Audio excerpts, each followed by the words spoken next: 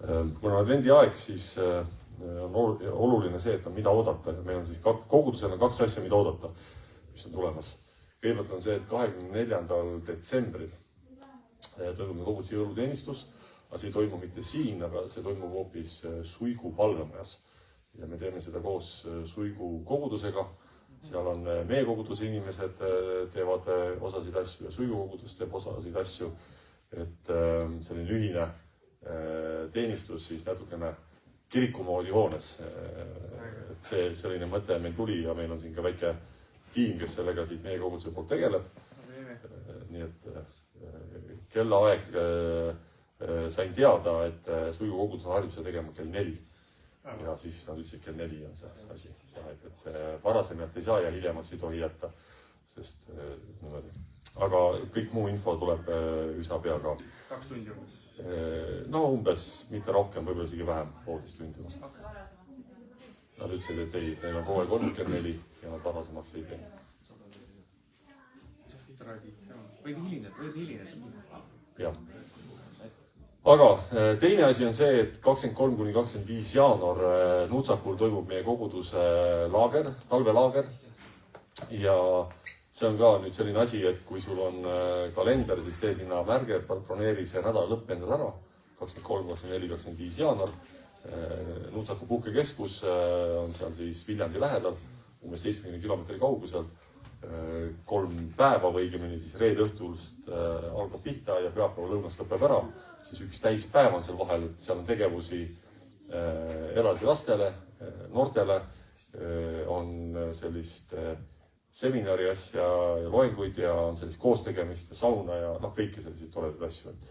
Et see on siis üks asi, mida oodata. Et kui sul ei ole veel, ühesõnaga mitte see, et kui sul ei ole muid plaane, vaid tee sellest enda oluline plaan ja kohanda oma elu siis nende 2 sündmuse järgi. Oleks siis õigem öelda, et jõuluteenistus ja siis samamoodi ka koguduse laager. Et on väärt kokku tulla. Aga täna on see esimene advent ja advendi aeg, nagu juba Taavi mainis, on siis see aeg kirikukalender. Meie vabakogudusena me otseselt järgisid sellist liturgilist kalendrit, et meil ei ole täpselt igaks jumalateenistuseks ette antud piiblikohad, mida me loeme, ei ole evangeeliumi Vanatestamendi lugemised, aga advendi ajaga hakkab pihta kiriku aasta siis. See tähendab seda, et mitte ei ole see 1. jaanuar, vaid see esimene advent, millega tähistatakse, mis on siis 4 pühapäeva enne jõule, millega me hakkame mõtlema selle peale, mis puudutab siis Kristuse tulemist. Nüüd see nimetus advent tuleb ladina keeles ja see on adventus domini terminist, mis tähendabki issanda tulemise ootus või siis ootus. Ja loen siis piibli koha tänase siis selle jutluse aluseks, mis on ka seotud siis ootusega ja iga advendi pühapäev on siis eraldi ootuse teemaga seotud. Ja loen peamiselt selle sama koha, mida Taavi täna alguses luges ka, nii et Taaviga midagi kokku ei leppinud. Aga ma loen natuke pikema lõigu ja see on siis Pauluse kiri roomlastele 13. peatükk ja salmid 7-14. Ja Paulus kirjutab siin sedasi. Täike kõigi vastu oma kohustused. Maksu sellele, kellele maksu. Tollirahas, kellele tolliraha. Kartust, kellele kartust, au, kellele au. Ärgu olgu teil ühtki muud võlga kellegi vastu, kui ainult võlg üksteist armastada, sest kes armastab teist, on seaduse täitnud. Sest käsk, sa ei tohi rikkuda abielu, sa ei tohi tappa, sa ei tohi varastada, sa ei tohi himustada ja mis tahes muu käsk on kokku võetud selles sõnas. Armasta oma ligimest nagu iseennast. Armastus ei tee ligemisele kurja. Nii on armastus seaduse täitmine. Ja tehke seda, teades aga, käes on tund unest virguda. Sest nüüd on meie pääste lähemal kui siis, kui me usklikuks saime. Öö on lõpuni jõudmas ja päev on lähedal. Pangem siis maha pimeduse teod, rõivastugem valguse relvadega. Elagem kombekalt nagu päeva ajal, mitte prassimises ega purjutamises, mitte kiimaluses ega kõlvatuses, mitte riius ega kadeduses, vaid rõivastuge issanda Jeesuse Kristusega ja ärge tehke ihu eest hoolitsemisest himude rahuldamist. Nii et tänases jutluses ma annan teile 2 moesoovitust. Minust on saanud moeteadlik inimene. Ma tean, et see kõlab uskumatult, aga ka mina olen võimeline muutuma. Ja lisaks siis ka see, mille ootamisest täna jutt on.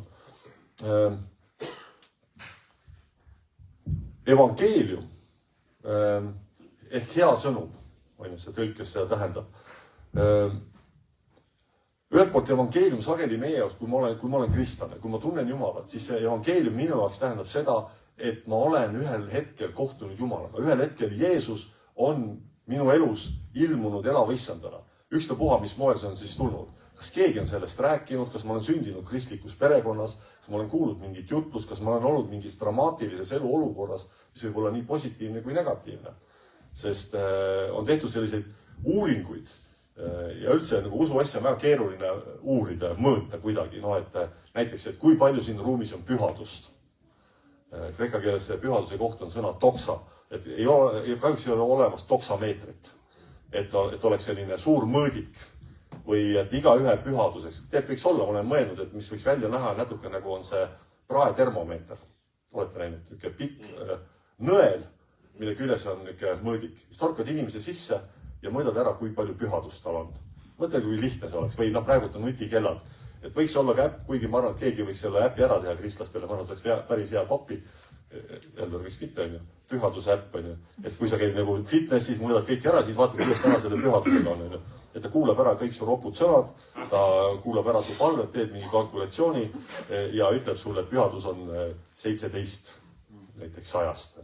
Siis sa mõtled, midagi peab ette võtma. Aga meil ei ole seda.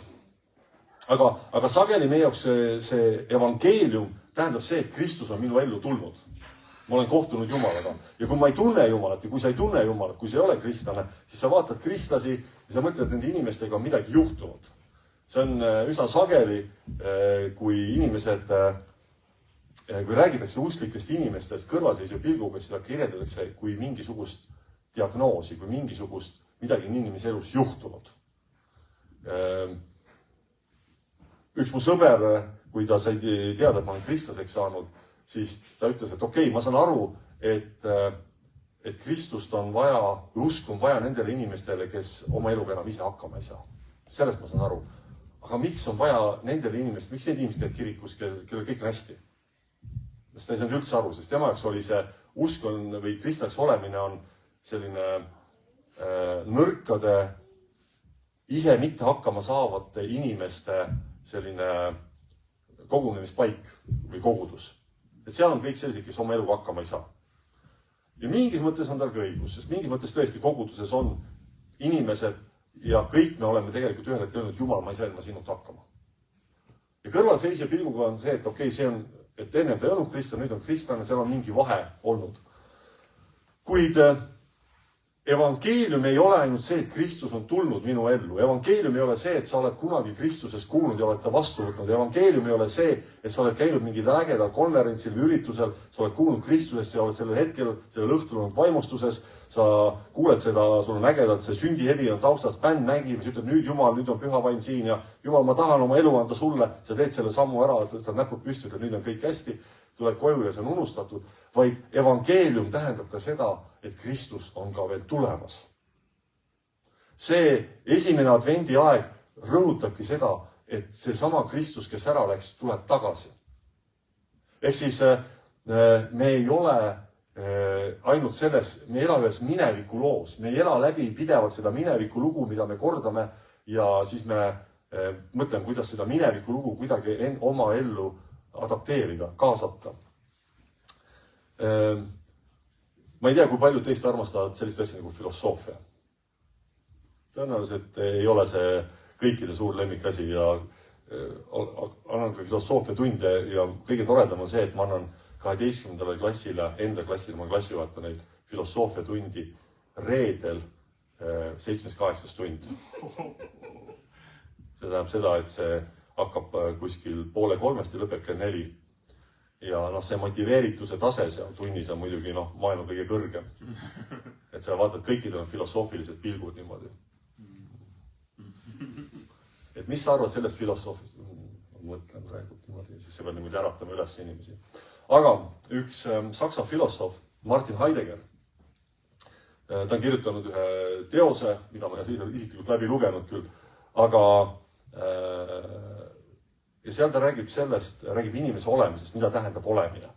Ja ta jõuab minule, seal on üks mõte, mis mulle väga-väga meeldib. Ja ta ütleb, et inimese olemine tähendab millegi suunas olemine, millegi poole olemine. Kui me küsime, et mis teeb inimesest inimese, mille poolest me erineme kõikidest muudest olenditest, sest olgem ausad, meie välised parameetrid, meie keha, me saame väga palju võrrelda muude elukatega. Mõned ütlevad, et inimene ei ole mitte midagi muud kui lihtsalt raseeritud ahv. Me võime leida terve rida omadusi, me võrdleme, vaadake, kui teil on kellelgi on koduloomad olemas, siis te vaatate oma armsat kodulooma ja te võrdlete teda mingi inimesega või inimlike omadustega. Siin ma tean, et osad on pannud isegi 6 jalgpalluri nime oma koerale. Et ma kujutan ette, kui Messi tuleks teile hetked koju ja ütleks, et näete, Messi, sa tuttavaks, Messi. Kui tore see oleks või, et paneks omale koera nimeks Michael.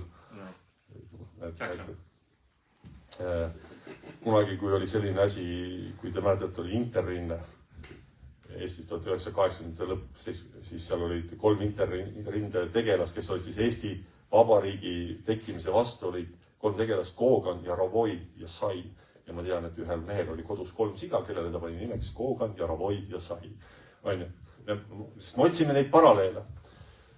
Kuid midagi on meis, mis teeb meist täiesti teistsugused olendid, võrreldes mis tahes muu loomaga, mis tahes muu olendiga. Ja Heidegger ütleb, et see on see, et me elame mingi asja poole, mingi ühe väga tõsiselt võetava fakti poole, ühe kindla asja poole, mida me teame, ja see on meie enda surm. Me elame iseenda surma poole. Et tema siis filosoofina jõudis selle järelduseni, ta ütles, et see teadmine iseenda surelikkusest panebki meid tegutsema. See, et ma tean, et mu elu saab ühel hetkel otsa ja ma hakkan mõtlema, mis must maha jääb. Või et ma tahan midagi korda saata, või ma tahan ära proovida mingid asjad, või ma tahan käia kuskil ära, ma tahan näha midagi ära, ma tahan pakkuda kellelegi midagi. See kõik, see on siis tema mõte, tuleb siis sellest. Nüüd kristlasena ma ühelt poolt nõustun temaga ja teistpidi Piibel ei nõustu ka temaga. Tõepoolest, me saame aru kristlastena, me jaatame, me teame, et see füüsiline, füsioloogiline surm kui tõsiasi meid tabab kõike ja selle vastu me ei saa. Kuid kristlase usuteekonna üheks kõige olulisemaks sündmuseks üldse on see, kui ma kohtun Jeesusega, see, kui ma annan oma elu talle. Kuid meie elamine kristlasena ei ole siis mitte elamine iseenda surma poole, vaid see on ka liikumine, see, mida ka Paulus siin Rooma kirjas ütleb, et see on elamine ka Kristuse tagasi tulemise poole. See on elamine selle poole, et ma tean, et Jeesus tuleb tagasi. See võrdlus on väga mannetu, aga see oleks umbes selline võrdlus, et kui su kodus räägitakse seda lugusid, tead, et meil kunagi juhtus selline asi, et täitsa ootamatult meile tuli külla Eesti Vabariigi president. Lihtsalt sõitis mööda Pärnut ja auto jäi kuidagi meie maja juures seisma ja koputati meie ukse ära, oli turvamehed, küsisid, et ütleb, kas siia võib tulla, et Eesti Vabariigi president saab tulla, tuli sisse ja see on lugu, mida räägitakse, mis on ikka põnev, äge ja ootamatu lugu. Ja siis tuleb teade, et president tuleb varsti jälle külla tulla. Ja see on üks asi, mida oodata, mille poole elada. Mis tähendab seda, et kuna president võib tulla külla, kui ma mõtleksin selle peale, mida ma siis teeksin enda koduga, mida ma teeksin, milliseid ettevalmistusi ma teeksin, kuidas ma oma kodu hoiaksin. Ja kui ma ka täpselt ei tea, millal see juhtub, see ühelt poolt võib muidugi toodud närvi ajada. Ma ei tea täpselt, millal see asi juhtub. Kogu aeg oled nagu sellises ärevus olukorras. Või siis vastupidi on see, et ma olen seda juba öelnud ka, et mind on abikaasa õpetanud, et lihtsam on teha kodu korda ja hoida seda korda, kui see, et sa lased ta sassi ja korda. Ma tean, seda on lihtsam öelda, kui seda teha. Kuid kristlase elu on tegelikult samamoodi, et me elame selle poole, et Kristus tuleb. Ehk siis mõnikord kõlab ka koguduste kantslites ja meie evangeeliumi kuulutuses, et me justkui elaksime, me valmistuksime justkui selleks, mis tuleb pärast surma. Et ma elangi kogu aeg justkui enda surma poole. Ja siis selles mõttes ma panen iseennast kogu aeg enda elu keskpunktiks. Et mina pean kõik asjad ära proovima, mina pean kõik asjad ära tegema. Kui Paulus toob selle perspektiivi teise kohta, ta ütleb, et me peaksime elama sinna poole, et Jeesus tuleb tagasi. Apostlite tegude raamatu esimeses peatükis, kui kirjeldatakse seda, kuidas Jeesus läheb taevasse. Ja see on nähtav. Jeesuse õpilased näevad, kuidas Jeesus läheb taevasse. See on ainult selline kirjeldus, et Jeesus tõsteti üles ja ta kadus pilvedesse. Selline kirjeldus on. Rohkem ei ole meile antud. Ja siis need samad mehed näevad, et seal on ilmunud 2 valgetes riietest meest, kes ütlevad, Galilea mehed, mis te seisate siin ja vaatate üles taevasse? See Jeesus, kes teid võeti üles taevasse, tuleb samal kombel, nagu te nägite teda taevasse minevat. Ja sellele tugineb kristlik usk ja veendumus, et Jeesus tuleb tagasi. Et Jeesus tuleb tagasi samal moel, füüsilisel moel. Ja on läbi kogu kiriku ajaloo on ennustatud kogu aeg, millal see juhtub. Piibel ütleb kuidas kohas, et mitte keegi ei tea seda päeva ega tundi, millal see juhtub. Mitte keegi. Ainult on mingid märgid, mille järgi võib vaimata, et see hakkab juhtuma. Ja täna ma ei räägigi nendest märkidest, see on täitsa omaette põnev ja segadust tekitav maailm. Kuid see omakorda, mida Pauluse, kui ma lugesin Rooma kirja, see tähendab seda, et uskliku ehk siis Jumalat usaldava inimese elu. Ja ma ei tea, kas sa pead ennast usklikuks või mitte. Ma ei tea, kas sa oled inimene, kas sa oled kristlane, võib-olla ka mitte kristlane, aga et ma usaldan Jumalat. Et ma usaldan enda elu Jumala kätte, et ma usaldan enda otsused Jumala kätte, et ma usaldan oma rahakott Jumala kätte, et ma usaldan oma tööd Jumala kätte, oma perekonna, oma toidulaua. Ma usaldan selle Jumala kätte. Siis see elamine kohtumise poole Kristusega seab meile väga selged praktilised nagu tingimused, millest Paulus räägib. Ja ma ei hakka nüüd rääkima kõige sellest, mida kristlane ei peaks tegema. See on selline nimekiri, neid saab igat moodi venitada, aga kui me kuulasime Pauluse kirja, siis Paulus annab meile siin 2 moe soovitust. Ta ütleb siis niimoodi, et pangem siis maha pimeduse teod, rõivastugem valguse relvadega ja siis ta ütleb edasi, et elagem kombekalt nagu päevase ajal, mitte prassimises ega purjutamises, mitte kiimaluses ega kõlvatuses, mitte riius ega kadeduses, vaid rõõvestuge issand Jeesuse Kristusega. Ja siin on siis 2 sellist moe soovitust. Esimene on see, et tuleb rõivastuda usklikele, rõivastuda valguse relvadega. Ja teine on rõivastuge issanda Jeesuse Kristusega. Mida see siis tähendab? Mida tähendab rõivastuge valguse relvadega? Õigemini eestikeelne tõlge on natukene kohmakas, sest siin on mõeldud, kuidas saab relvadega rõivastuda, et võtan automaadi ja panen endale kaele, siis ma olen rõivastatud. Muidu olen paljas, aga käin automaat kaelas või et hoian mõõka käes. Vaid siin on mõeldud, et tuleb panna endale selga sõjavarustus. Ma ei tea, meist vist keegi siin kaitseväes käinud ei ole. Vist ei ole. Kristo, sa ka pole? Muidugi on. Oled või? Sa oled käinud, aga sa oled ainukene mees siis, kes on käinud, isegi ei ole. Seal on nüüd kaitseväes, ma olen aru saanud niimoodi, et üsna ruttu õpetakse selge, et sinu kõige lähim suhe on sul sinu isikliku relvaga. On vist nii või? Ära küll kaotada ei tohi. Ära kaotada ei tohi, igavene jama tuleb.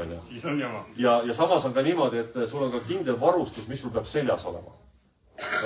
Kui sa oled sõdur. Siin mõeldakse samamoodi seda varustust eelkõige. Ja ühes teises kirjast, Pauluse kiri Efesose kogudusele, siis Paulus nimetab, mida tähendab see sõjavarustus, millega peab olema rõivastunud kristlane, usklik. Ja seal on siis, ta ütleb, Pange selga Jumala sõjavarustus, et te suudaksite seista kuradi salanõude vastu. Võtke kätte kõik Jumala sõjavarustus. Teie niuded olgu vöötatud tõega. Teil olgu seljas õiguse soomusrüü. Teie jalgades olgu valmidus minna kuulutama rõõmusõnumit rahust. Kõigepealt võtke kätte usukilp, millega te võite kustutada kõik kurja põlevad nooled. Võtke ka päästekiiver ja vaimu mõõk, see on Jumala sõna.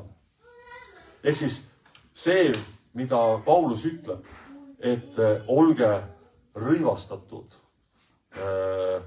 valguse relvadega, siis need valguse relvad on ühelt poolt see, mis kaitseb meid kuradi eest, kurja eest, aga teistpidi iga sõjaväemunder on ka identiteet. Iga sõjaväemunder on identiteet. Üldiselt saab mundri järgi aru, mis armees keegi teenib. Praegult on Eesti ja üks asi, mille järgi vaadatakse, praegult on need laigud. Millised need laigud välja näevad? On need laiguline rõivastus ja laikude järgi saab aru enam-vähem, mis armee sõjaväes sa oled. Nüüd Eesti kaitseväe laikudega on üks keeruline probleem. Nimelt Eesti kaitseväe mundri lõige ja see digilaik meenutab väga seda, mida kannavad ka venelased. Ja see on öeldud, et kui nüüd jamaks läheb, siis mingis hämaras olukorras võib olla väga keeruline aru saada. Aga teistega on nagu enam-vähem lihtne, et millised on ameeriklased, millised on inglased, prantslased, lätlased, leedukad, rootslased, soomlased, saab selle järgi aru. Aga see sõjavarustus on ka identiteet. Kes ma olen? Kes ma olen? Ehk siis see, et mul on tõde, ma elan tões, mis ei lase mul jääda häbisse, see, et teie niuded olgu vöötatud tõega, nii nagu püksirühm hoiab püks üleval või püksitraksid. Sest tänapäeva neid niudevöösid me väga ei kanna, võib-olla keegi mingis olukorras tahab kanda ja mingis võib-olla ujumisolukorras isegi on sellised riided. Siis õiguse soomusrüü, valmidus kuulutada evangeeliumi rahust, kanda endas seda usukilpi, usku, millega kustutame kõik kurja nooled. Meil on teadmine enda päästekiiver, mis kaitseb meie mõtteid, meie otsuseid ja ka see, et vaimu mõõk, ehk siis Jumala sõna tundmine ja ka see, mida Jumal on mulle öelnud. Jumala sõna ei ole siis ainult see kirja pandud piibel, vaid see on ka see, mida Jumal sulle ütleb. Ka see on Jumala sõna. Ja mõnikord Jumal kõneleb, kasutab selliseid asju nagu profeteeringud, kus Jumal ütleb, kasutab mõnda teist inimest ja kõneleb su ellu midagi. See on Jumala sõna. Ja mõnikord see on mingi selgus. Kuid see on oluline, mida Paulus rõhutab, et kogu see varustus peab olema usklikul seljas. Kujutame nüüd ette korraks näiteks sellist sõdurit, kes jookseb lahinguväljale ja tal on see pannud pähe oma kiivri, mis ta peab kandma, mingi väga moodne kiiver, kus on kõik tänapäeval ägedad kiivrid, on ju. Nad näevad välja lahedad, sinna peal saab igasugust varustusi panna, saab panna öövaatlusseadmed, termovaatlusseadmed, saab panna maskeeringuvõrku, aga ülejäänud varustust ei ole, on alasti. Ja siuke vend jookseb ringi. Kiiver peas ja tagumik paljas. Ehk siis samamoodi mõnikord võime olla kristlastena, et ma tean, et ma olen päästetud, et ma olen kristlane, aga kõik muud komponendid mu elus seavad ära. Mind ei huvita see tões elamine, ma elan nagu põrsas edasi ja siis ma kuulutan, et ma olen kristlane. Ja siis ümberkaudsu jääb välja, et kuule, et siin on küll mingisuguse veidra asjaga tegemist. See on see, mida Paulus ütleb, et tegelikult me peame olema vaimulikus mõttes varustatud või kandma endast neid kõiki erinevaid varustusosi. Ja sõjavarustusega on üks selline asi, et see ei ole alati väga mugav. Mingid komponendid on mugavad, võivad olla praktilised püksid, näiteks saapad, sokid, väga hea. Ma tean, et ma ei tea, kas Kristo sul oli ka see asi, aga osadel meestel, kes on kaitseväes käinud selliseks eriliseks fetišiks, jäävad need kaitseväe aluspüksid. Ongi. Ja ma olen kuulnud lugusid, kus mehed kannavad neid ribadeks. Et on ainult need nöörid, tuginöörid alles jäänud, aga ei lubata ära visata. Helver, me ei tea sellest mitte midagi. Peame oma neid tavaliste Calvin Kleinidega hakkama seal on saama. isegi õmblused väljapoole õmmeldud, et nad oleks mugavamad. No vot, on ju. Aga soomusrüü ei ole mugav. Killuvest ei ole mugav. Tegelikult see kiiver ei pruugi olla ka kõige mugavam asi. Varustuse kandmine ei ole väga mugav. Ma tean seda rääkida, ma olen läbi teinud oma õpilastega eelmine aasta riigikaitselaagri. Pidanud kui ühe sellise pika matka tegema ja mis tegelikult kaitse mõttes oli väga lühikene matk. See tähendab ka seda, et tõesti ka uskliku elu ei ole alati väga mugav. See tähendab teatud pingutus, see tähendab teatud ettevalmistust, see tähendab enda treenimist, see tähendab aja võtmist, see tähendab ennast leidmast nendes olukordades, kus see ongi pingeline. Ja sa pead selles pinges hakkama saama. Aga see valguse relvadega rõivastumine, see tegelikult annab meile selle, et me elame selle kohtumise poole, mis meid ootab ees koos Kristusega, kui Kristus peaks nüüd tagasi tulema. Ja teine on see, et rõivastuge issand Jeesuse Kristusega. Et esimene on rõivastuge valguse relvadega ja teine on rõivastuge issand Jeesuse Kristusega. Ja see väljend kreeka keeles, kellegagi riietuma, see on väga naljakas väljend. Et kui näiteks mõnikord mingil veidla põhjusel mu poeg küsib mu käest riietumisalast nõu, nüüd viimasel ajal juba vähem, aga kunagi küsis rohkem. Kui ma oleks öelnud, et selle asemel, et pane jalga puhtad püksid ja selga puhas mingi särk, ma ütlen, et rõivastu minuga. Siis teadliselt oleks saanud mulle väga pikka aega väga imelikult otsa vaadanud ja oleks pannud mingid riided selga käinud kooli ja võib-olla mõelnud päev otsa, et isa nüüd katki läinud natukene. Nüüd kreekakeelne väljend, kellegagi riietuma, see tähendab seda, et ma võtan omaks selle teise inimese huvid. Ma võtan omaks tema vaated. Ma jäljendan teda. Ma olen täielikult tema poole. Ma püüan olla nii nagu tema. Ja vaadake, Paulus ütle, et riietuge minuga, olge minu moodi, olge nagu mina, kopeerige mind. Mitte kuskil te ütle seda. Ta ei ütle ka seda, et olge nagu Peetrus.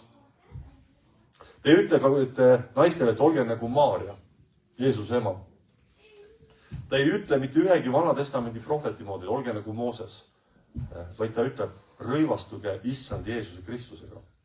See Kristusega rõivastumine tähendab uskliku inimese jaoks seda, et ma püüdlen Kristuse sarnasuse poole. Et ma püüan olla nii nagu Kristus. Et ma püüan mõelda nii nagu Kristus mõtleb. Et ma püüan elada nii nagu Kristus elab. Ja see, mida Paulus räägib, et kristlase elu on selline, et ta on võib-olla igal hetkel avalik. Et me ei pea seda häbenema ühelgi hetkel. Põhimõtteliselt. Et ka need asjad, mida me tahame, oleme harjunud tegema varjatult või mingid elusfäärid, ma arvan, et sinna ei pea keegi kuskil torkama, siis ma võin öelda, et ma ei pea seda häbenema. See ei tähenda loomulikult, et ma igat oma elu valdkonda pean eksponeerima kõigile. Aga see tähendab, et kui nüüd see president astub minu koju uksest sisse, siis ma võin öelda, et mu kodu on puhas, mul on riided seljas, ma ei jookse kiiver peas ja tagumik paljas mööda hoovi ringi, vaid et ma olen valmis selleks kohtumiseks. See ei ole siis ka ainult mingi selline mentaalne või sisemine nõustumine mingite seisukohtadega. Et tead, mulle meeldib Jeesuse üks või teine põhimõte, mulle meeldib mäejutlus.